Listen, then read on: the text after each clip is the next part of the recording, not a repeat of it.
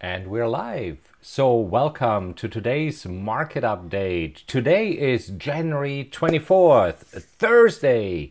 So let's take a look what happened in the markets today and also what to expect for trading tomorrow. So first of all, let's take a look at the Dow Jones here. Let me do the following. Let me switch over to my charts. Here we go. So you see the Dow Jones, and you see overall here, this is where we started this morning, where you see the blue line here. Do you see more than one screen on here?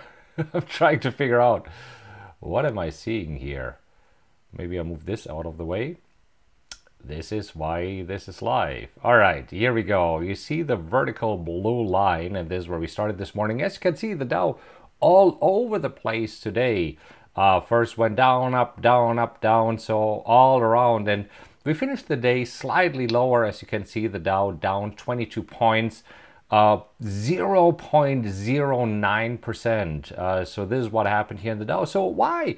S&P, by the way, slightly up. The S&P up 3% here, up 3 points, 0.14%, and also the NASDAQ slightly up, but as you can see, overall the same picture, going up and down. So overall, traders are sitting on the sidelines. So what are traders waiting for right now?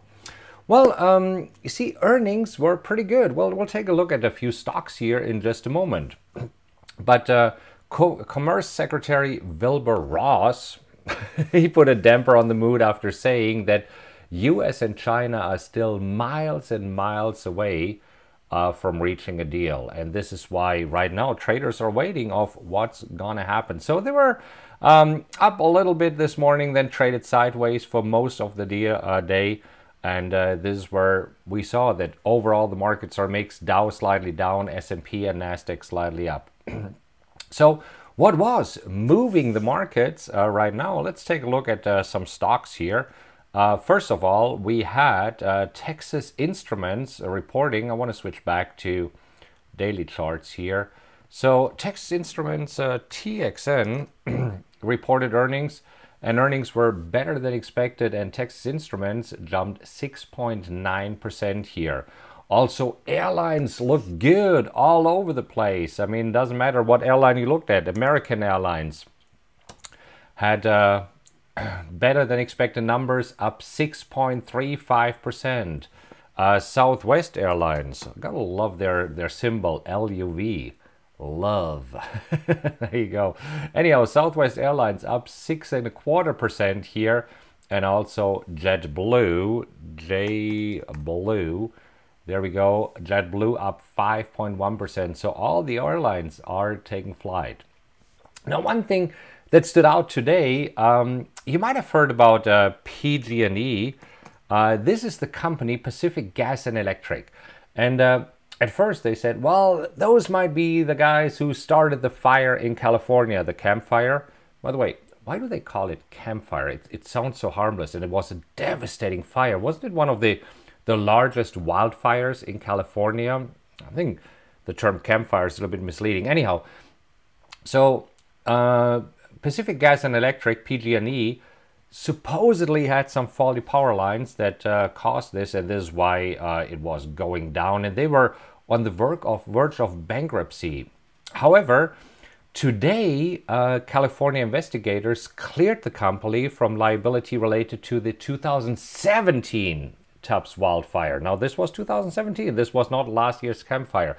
Anyhow, the stock finished higher, as you can see, almost 25%. So a massive jump today. Now, why do I want to point it out? Because today there was an options trader. This turned out an options trader bought 10,000 calls today at 2:39, and the news that everything was okay, that it was a faulty private line that caused the 2017 fire.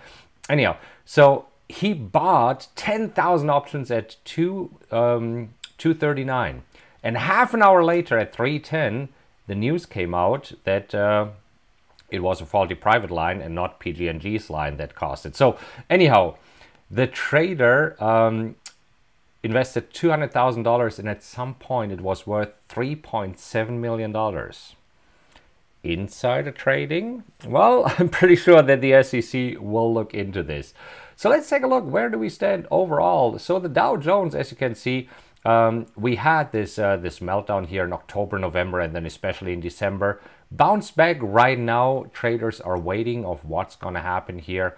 Same for the S&P 500 and the NASDAQ. So we are a little bit in a waiting pattern here. Quick look at crude oil. Same deal here. So crude oil was sliding down, bounced a little back, and right now at 53.08.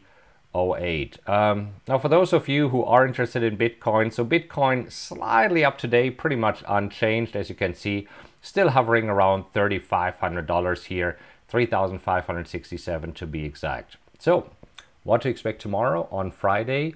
Well, it can be a lackluster day. Right now, all the eyes are on China. So let's go back here. This is what traders are looking at right now. First of all, the China deal, and then of course the government shutdown, because right now there are some people who say that the government shutdown, which is now going on for what, 32, 34 days? Who knows it? If you know it, type it in the comments. Can't remember for how long it's going on, but it has been quite a while, that it could affect actually the GDP.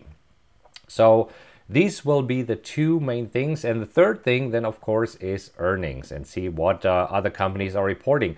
Thus far, earnings season has been pretty good. I mean, earnings have been better than expected, right? And today we saw the airlines are just taking off. So who knows what the other companies have in stock for us. At first, analysts were saying, well, there might be some bad surprises for earnings, but hey, banks reported better than expected earnings. Airlines reported better than expected earnings.